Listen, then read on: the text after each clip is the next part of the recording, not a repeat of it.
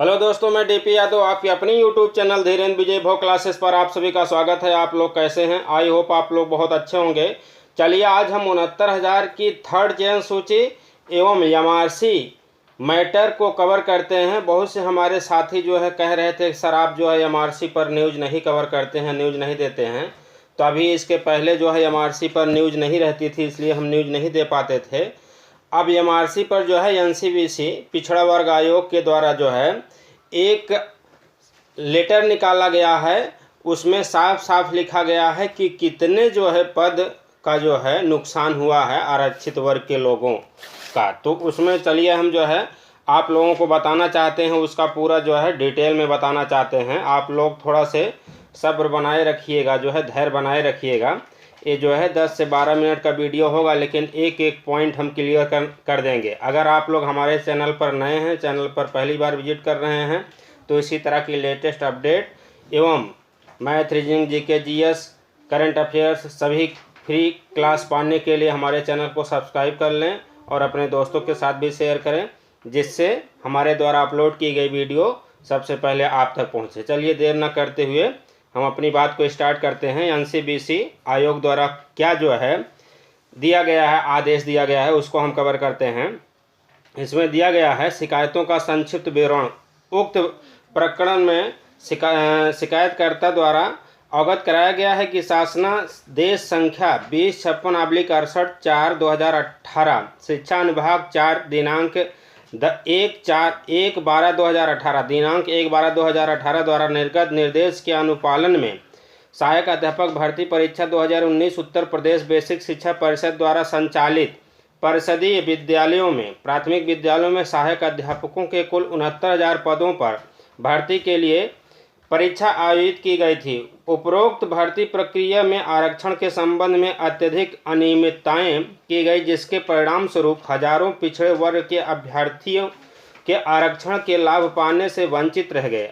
हजारों अभ्यर्थी आरक्षण लाभ पाने से वंचित रह गए तथा माननीय उच्च न्यायालय द्वारा पारित आदेश दिनांक 29/8/2019 शिखा सिंह बनाम उत्तर प्रदेश राज्य रिट नंबर 19/737/2018 के अनुपालन में एमआरसी लागू करने का उद्धरण देते हुए घोर अनियमितता की गई यदि आदि अवगत कराते हुए शिकायतकर्ताओं द्वारा कतिपय आरोप किए गए हैं।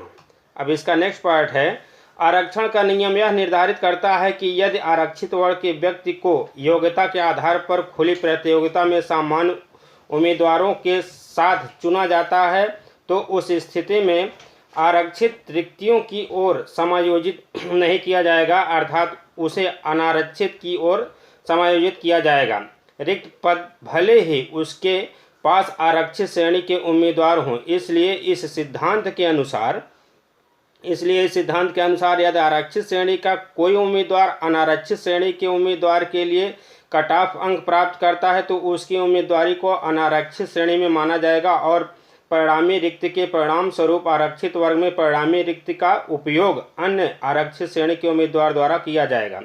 हालांकि वर्तमान चयन में यद्यपि आरक्षित उम्मीदवारों को आरक्षित श्रेणी में रखा जा रहा है, लेकिन इस तरह से उत्पन्न समस्त रिक्त का लाभ आरक्षित वर्ग के उम्मीदवारों को नहीं मिल रहा है, जिससे आरक्षण के सिद्धांतों का उल्लंघन हुआ है। देखिए हम इसको जो है वैसे ही बताना चाह रहे हैं कि जैसे सपोज करिए कि कोई आरक्षित वर्ग का कैंडिडेट है, अगर वो अनारक्षित यूआर में जाना चाहता है, तो अगर यूआर के बराबर उसका कट ऑफ है, नंबर है, तो उसको यूआर में ट्रीट करना चाहिए।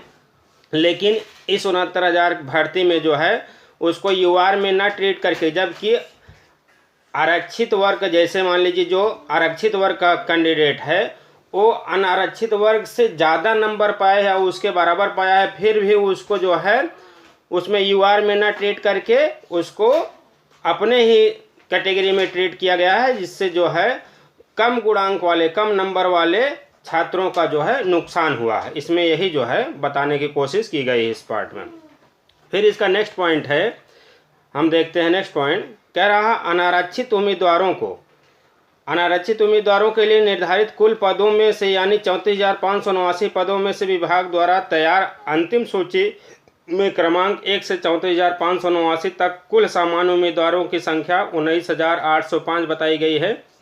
सूची के क्रमांक 1 से 34,589 तक अनारक्षित श्रेणी में चयनित होने वाले ओबीसी उम्मीदवारों की कुल संख्या 13,007 बताई गई है। हालांकि वास्तव में प्राप्त आंकड़ों के अनुसार उच्चतम गुणांक के आधार पर क्रमांक नंबर 1 से 34,589 तक चुने हुए कुल सामान्य उम्मीदवारों में 12,962 उम्मीदवार हैं और ओबीसी उम्मीदवारों की कुल संख्या जिन्हें अनारक्षित श्रेणी की मेरिट सूची में दिखाया गया है 18,551 उम्मीदवार हैं। इसलिए 5,844 ओबीसी उम्मीदवारों का अंतर है जिन्हें मेरिट सूची में दिखाया जा सकता था लेकिन यह नहीं दिखाया गया। देखिए इस न्यूज के अकॉर्डिंग जो है जो ये पैराग्राफ दिया गया है, अनारक्षित उम्मीदवारों की सूची में आरक्षित उम्मीदवारों के ओवरलैपिंग को विभाग द्वारा गलत तरीके से लागू किया गया। इसमें जो कहा गया है कि 5,884 कैंडिडेट का जो है ना, जो आरक्षित वर्ग के कैंडिडेट हैं इनका नुकसान हुआ है, ओबीसी एससी वालों को। ठीक है, ओबीसी इसमें स्पेशली कहा जा रहा है। तो 5,884 कहने का मतलब कि लगभग 6,000 कैंडिडेट का नुकसान बताया जा रहा है। अगर इसमें तो और ज़्यादा है, कम से कम जो है इसका जो है ना 15 से 16,000 कैंडिडेट का नुकसान हुआ है। लेकिन अगर पिछड़ा वर्ग आयोग के द्वारा अगर 5,884 ही बताया गया है, अगर इतना लगभग 6,000 के लगभग अगर सीट मिल जाती है तो समझ लीजिए बहुत गुणांक नीचे गिर जाएगा। अब मैक्सिमम लोगों का इसमें हो जाएगा। ठीक, तो इसमें नेक्स्ट है पॉइंट करा, इसी तरह उत्तर प्रदेश के समस्त जिला स्तर से व शासन से विस्तृत सूची प्राप्त की गई। सूची में क्रमांक 34,590 से 67,867 तक चयनित ओबीसी उम्मीदवारों की कुल संख्या 18,598 है। हालांकि वास्तव में प्राप्त आंकड़ों में उच्चतम गुणांक के आधार पर क्रमांक नंबर 34,590 से 67,867 तक केवल 12,754 ओबीसी उम्मीदवार हैं। देखिए जो 12,754 उम्मीदवार हैं इसको होना चाहिए था लगभग 18,500 कैंडिडेट का। ठीक, उसी समय क्रमांक नंबर 14,500 से 67,867 तक चुने गए सामान्य उम्मीदवारों की कुल संख्या 6,843 है, जो दर्शाती है कि सामान्य श्रेणी के उम्मीदवारों को ओबीसी उम्मीदवारों के लिए ठीक आरक्षित सीटों पर समायोजित किया गया है। ठीक, इसमें जो है 6,843 कैंडिडेट को जो है यूआर कैंडिडेट को किसमें किया गया है, ओबीसी के कैंडिडेट के स्थान पर कर दिया गया है। चयन का बहुत आधार राज्य के, देखिए इसमें नेक्स्ट पॉइंट कह रहा कि चयन का बहुत आधार राज्य के अधिकारियों को स्पष्ट नहीं है कि चयन ये किस प्रकार हुआ है, राज्य स्तर पर हुआ है कि डिस्ट्रिक्ट लेवल पर हुआ है, इनके अधिकारी खुद नहीं बता पा रहे हैं। चयन की इकाई राज्य है या जिला अपने आप में संदिग्ध है। बेसिक शिक्षा विभाग के उच्च अधिकारियों ने आयोग के समक्ष बयान दिया और वो बयान जो है विवादास्पद रहा। चयन की इकाई जिला है, हालांकि राज्य के समस्त बेसिक शिक्षा अधिकारियों ने इस आयोग के समक्ष मांग शपथ बयान दिया कि चयन की इकाई राज्य स्तर के। उल्लेखनीय है कि यदि चयन की इकाई राज्य स्तर है तो चयन अलग आधार पर होगा और यदि चयन की इकाई जिला स्तर पर है तो चयन का आधार अलग स्तर पर होगा। ठीक, कहने का मतलब अगर स्टेट वाइज अगर सूची बनी है तो उसका अलग होगा और डिस्ट्रिक्ट वाइज बनी है तो अलग होगा, लेकिन कोई अधिकारी बता ही नहीं पाए। ठीक, तो इस तरह से राज्य में 75 जिले हैं और प्रत्येक जिले में उस जिले में रिक्तियों की संख्या के बारे में सूचित किया गया है कि राज्य के अधिकारियों ने चयनित उम्मीदवारों की जिलावार सूची भी प्रस्तुत की है। राज्य द्वारा प्रस्तुत जिलावार सूची का उदाहरण यह दर्शाता है कि अनारक्षित उम्मीदवारों को आरक्षित उम्मीदवारों के बजाय नियुक्तियां दी गई हैं। इसी तरह से सभी जिले जिनके लिए राज्य सूची प्रस्तुत की गई है, यह दर्शाता है कि राज्य द्वारा चयन प्रक्रिया में आरक्षण नीति का घोर उल्लंघन हुआ है। ठीक, आरक्षण नीति का घोर उल्लंघन हुआ है। अब यहाँ कह रहा है, नेक्स्ट पॉइंट है इसमें कि राज्य ने माननीय उच्च न्यायालय इलाहाबाद एवं लखनऊ के सामने हलफनामा दायर कर कहा है कि उन्होंने इस बात को स्वीकार कर लिया है कि राज्य स्तर पर सूची तैयार की गई है, चयन प्रक्रिया में आरक्षण लागू किया गया है, उसके बाद संबंधित श्रेणी में जिले में रिक्त पदों के आधार पर चयनित उम्मीदवारों को जिले में आवंटित किया गया है। ठीक, आवंटित किया गया है। फिर यहाँ पर इसका जो है मेन एक पॉइंट है, हम मेन पॉइंट आप लोगों को बताना चाहते हैं। मेन पॉइंट इसका है कि उपरोक्त प्रकरण में ओबीसी श्रेणी के उम्मीदवारों के लिए आरक्षित वर्ग की कुल 18,598 सीटों में से 5,844 सीटें ऐसी हैं जो ओबीसी श्रेणी के उम्मीदवारों को दी जानी थी, परंतु जो जनरल श्रेणी के उम्मीदवारों को दी गई हैं, और इस प्रकार ओबीसी उम्मीदवारों के अधिकारों का उल्लंघन हुआ है।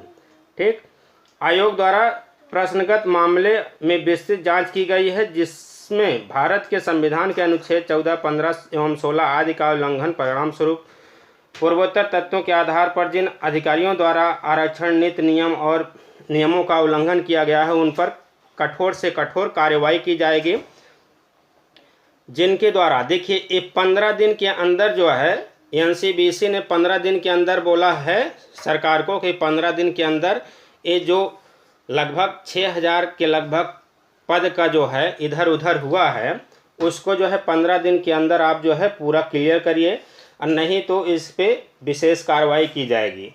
तो अभी जो एमआरसी लीगल टीम के सदस्य हैं वो कोर्ट खुलते ही, जैसे ही कोर्ट में हियरिंग होगी, उस तरह से जो है वो लोग अपने स्तर से इसको भी मैटर रखेंगे और इस पे जल्द से जल्द कार्रवाई होगी। अगर मान लीजिए 6,000 कैंडिडेट का भी अगर इसमें हो जाता है, सीट मिल जाती है, तो बहुत से कैंडिडेट का हो जाएगा और गुणांक बहुत नीचे चला जाएगा, उनका अधिकार भी मिल जाएगा जो अधिकार का हनन हुआ है। तो हमें यही न्यूज़ देनी थी। अगर हमारी बताई हुई न्यूज़ ये पसंद आई हो आप लोगों को, तो इसी तरह के लेटेस्ट वीडियो पाने के लिए आप हमारे चैनल पर नए हैं, चैनल पर पहली बार विजिट कर रहे हैं, तो चैनल को सब्सक्राइब कर लें और अपने दोस्तों के साथ भी शेयर करें। फिर मिलते हैं हम नेक्स्ट वीडियो में नेक्स्ट अपडेट के साथ। तब तक आप लोग जो है घर पर रहिए, सुरक्षित रहिए। और थर्ड सूची भी बहुत जल्द, आप समझ लीजिए मई के फर्स्ट वीक और सेकंड वीक में आने की प्रबल संभावना है। देखिए जल्द से जल्द आ जाएगी। आप लोग तब तक सुरक्षित रहिए। इतना टाइम देने के लिए बहुत बहुत धन्यवाद। Thank you so much.